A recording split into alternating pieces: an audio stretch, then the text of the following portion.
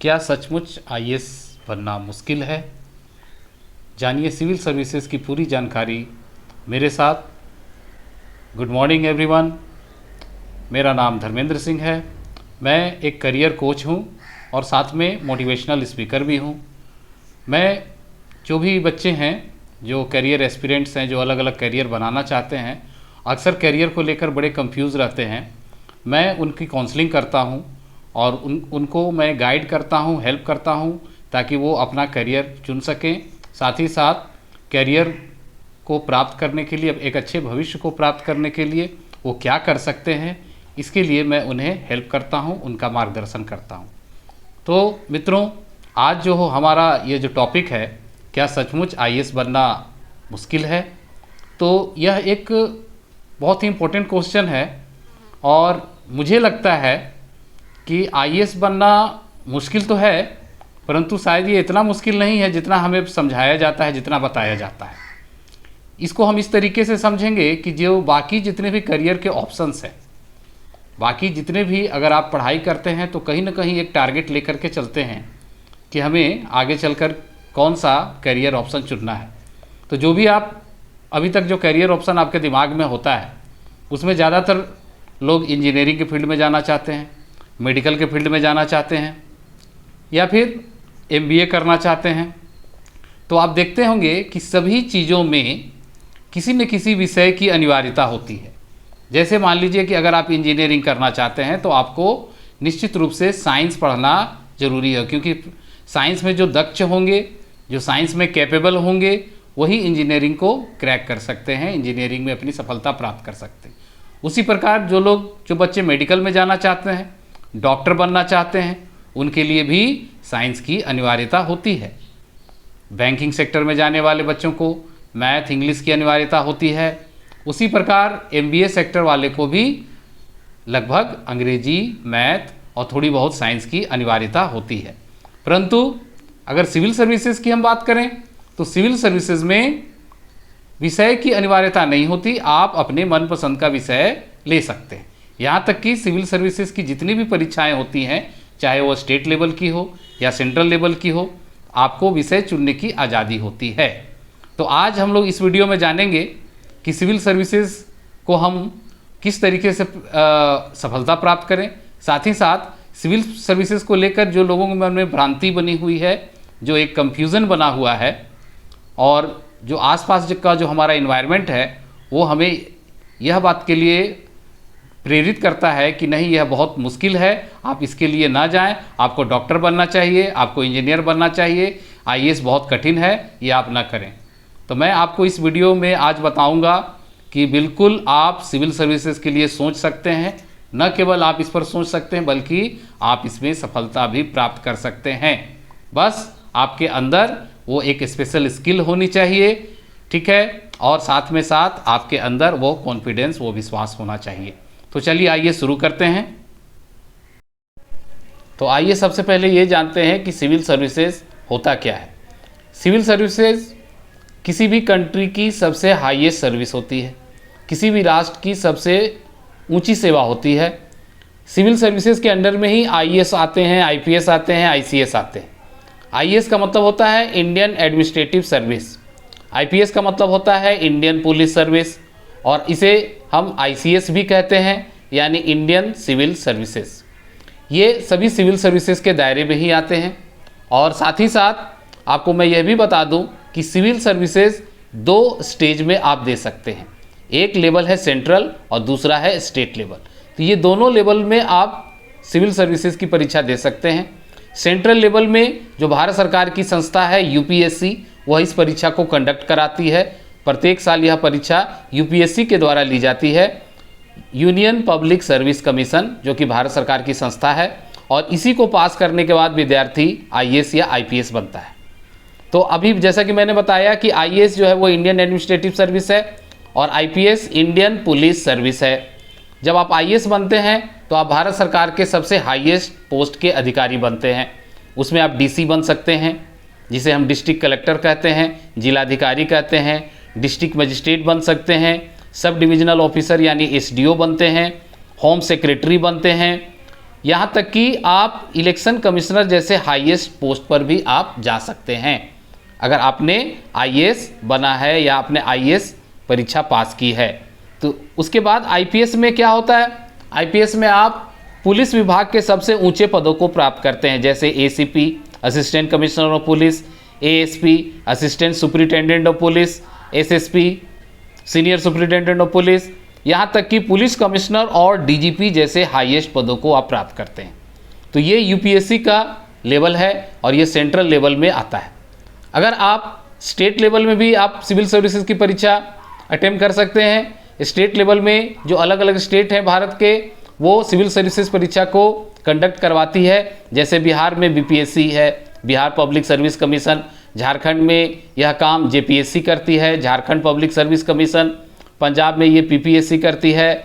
UP में ये UPPSC यानी UP Uttar Pradesh public service commission का ये काम है। इसी तरह से जितने भी स्टेट हैं भारत के, वो सिविल सर्विसेज की परीक्षा अपने थ्रू वो कंडक्ट करवाती है। आप स्टेट लेवल पर भी एग्जाम दे सकते हैं, आप सेंट्रल लेवल पर यूपीएससी की परीक्षा में भी बैठ सकते हैं। अब हम आगे बढ़ते हैं तो जो हमारा अगला जो लेवल है वो ये समझना है कि जैसा कि मैंने टॉपिक जो हमारा है कि क्या सिविल सर्विसेज सचमुच बहुत मुश्किल है, बहुत कठिन है, तो मैं आपको इस चार्ट के माध्यम से बताऊंगा कि जो बाकी करियर ऑप्शन हैं और जो सिविल सर्विसेज है, इन दोनों में कंपैरिजन क्या है।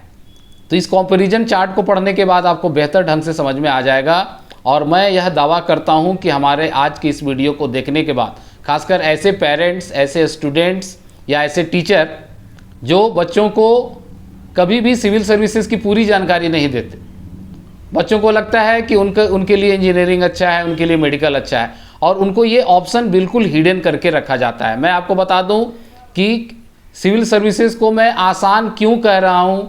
आसान इस मेरे टर्म को समझना है, मैं किस उद्देश्य से कह रहा हूं। आप देखेंगे कि इंजीनियरिंग जैसे सबसे पहले सब्जेक्ट की बात आता है, दूसरे कैरियर में आपको विषय की बाध्यता होती है, अनिवार्यता होती है। जैसे अगर आप इंजीनियरिंग करते हैं तो आपको साइंस पढ़ना ही पड़ेगा भाई, बिना साइंस के आप इंजीनियरिंग की कल्पना भी नहीं कर सकते। दूसरी बात यह है कि यह मुख्य रूप से अंग्रेजी जिनकी अच्छी है, जिनका इंग्लिश बैकग्राउंड अच्छा है, वो कर सकते हैं। मेडिकल वालों को भी साइंस की आवश्यकता होती है, नेसेसरी पार्ट है। लेकिन यदि हम सिविल सर्विसेज में आते हैं तो आप देखिएगा कि सब्जेक्ट की कोई बाध्यता नहीं है, you can choose, you can select. UPSC हर साल जो परीक्षा लेती है तो अपने विज्ञापन में ऐसे कई विषयों की सूची बनाती है, कई सब्जेक्ट के लिस्ट होते हैं। आप अपना मनपसंद सब्जेक्ट जिसमें आपको अच्छा लगता है, जिस पर आपका कमांड है, आप कोई भी विषय खुद से अपनी इच्छानुसार चुनकर आप सिविल सर्विसेज की परीक्षा दे सकते हैं। लेकिन बाकी ऑप्शन में, बाकी करियर ऑप्शन में ये आपको सुविधा नहीं मिलती, आपको ये आज़ादी नहीं है विषय चुनने की जो सिविल सर्विसेज में है।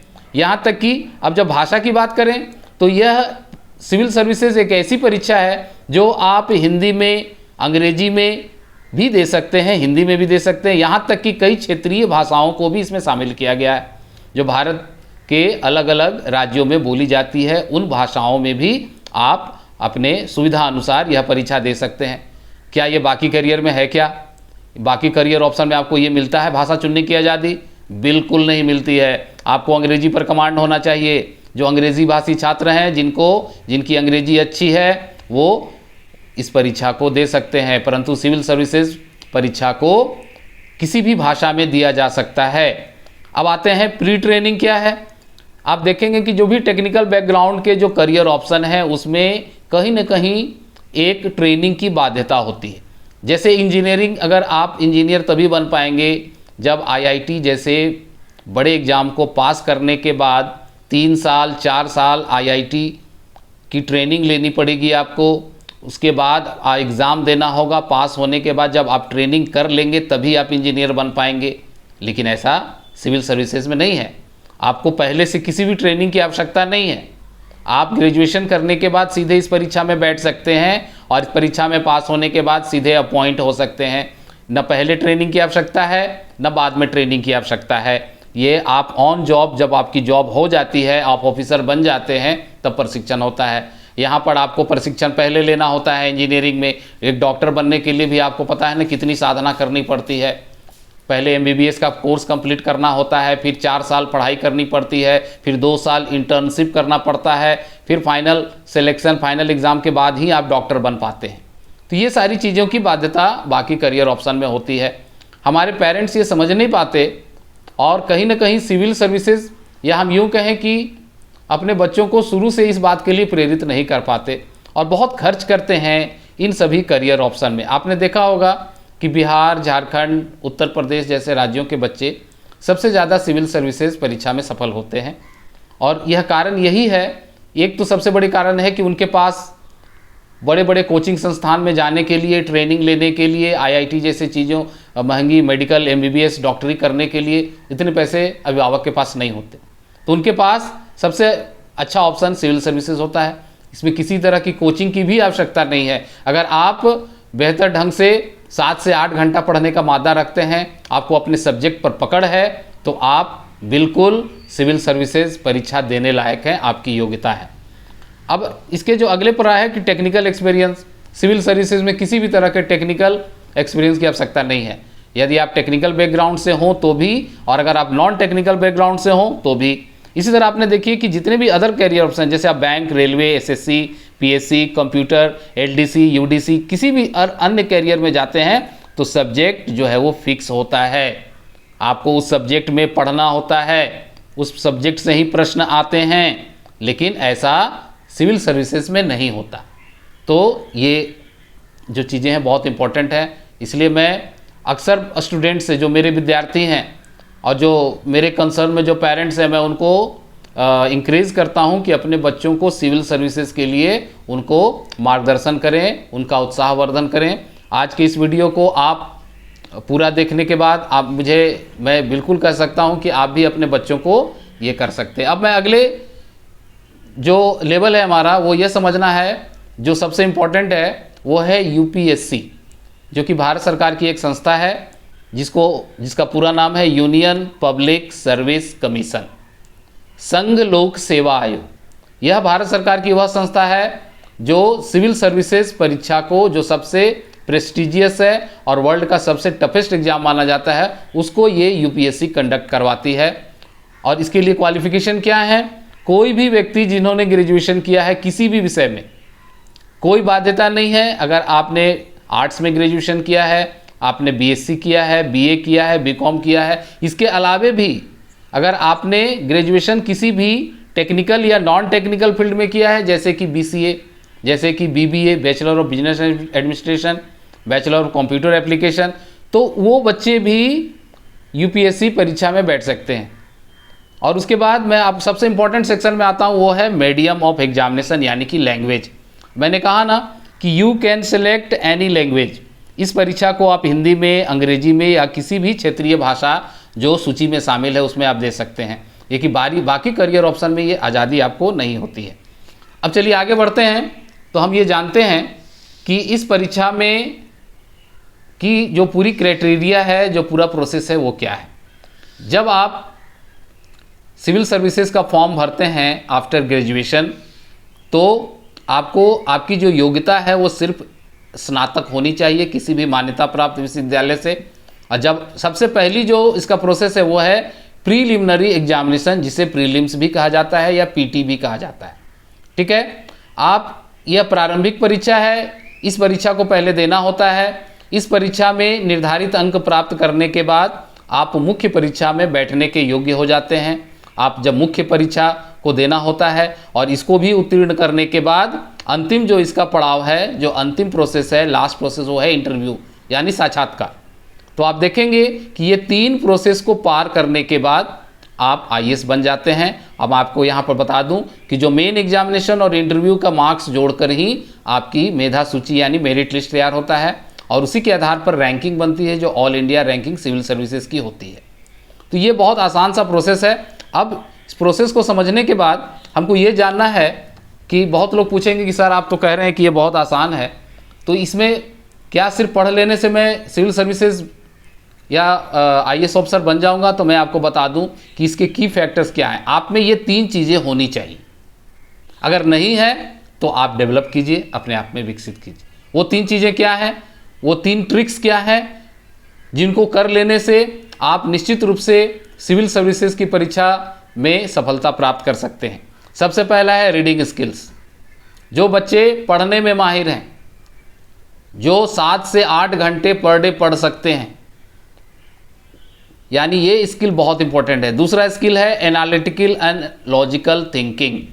एनालिटिकल एंड लॉजिकल थिंकिंग यानी आप किसी भी विषय पर आपकी खुद की सोच क्या है, आप उस विषय पर खुद का एनालिसिस कर पाते हैं या नहीं कर पाते।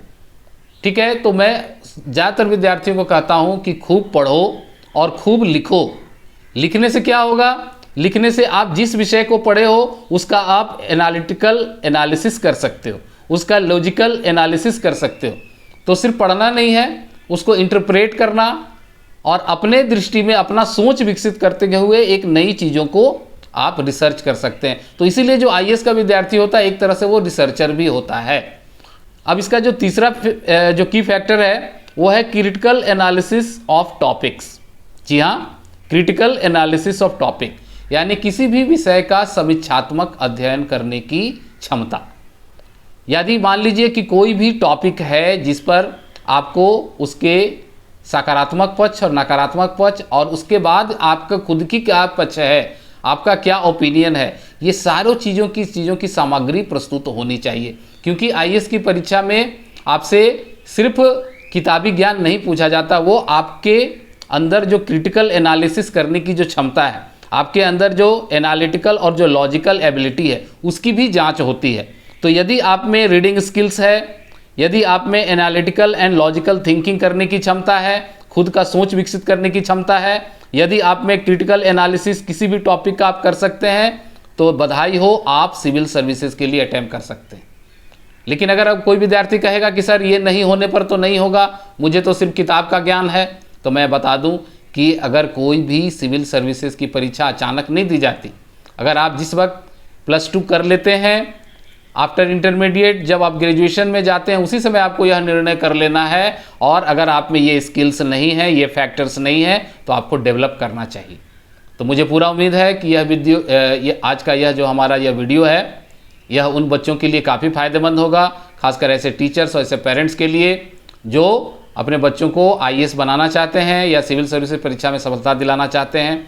और मैं अवश्य कहूँगा ऐसे सभी टीचर से कि बच्चों को जो इच्छा है वो बनने दें, लेकिन आप अपनी बात ज़रूर करें, उनको सिविल सर्विसेज की जानकारी ज़रूर दें। बहुत बहुत धन्यवाद।